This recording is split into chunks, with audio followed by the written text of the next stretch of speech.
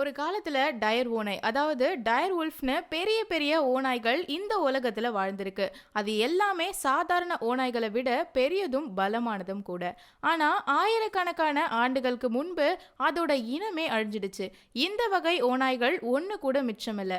ஆனா விஞ்ஞானிகள் கையில 72,000 ஆண்டுகள் பழமையான அந்த ஓநாயோட எலும்புகள் கிடைச்சிருக்கு. அதுல இருந்து இந்த ஓநாய்களோட டிஎன்ஏவை எடுத்திருக்காங்க.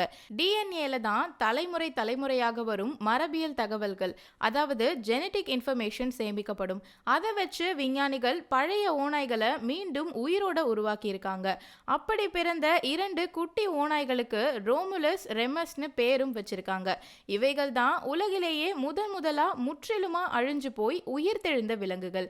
இப்போ எல்லாரும் இந்த குட்டி ஓநாய்கள் எப்படி வளருதுன்னு பார்க்க ஆர்வமா இருக்காங்க.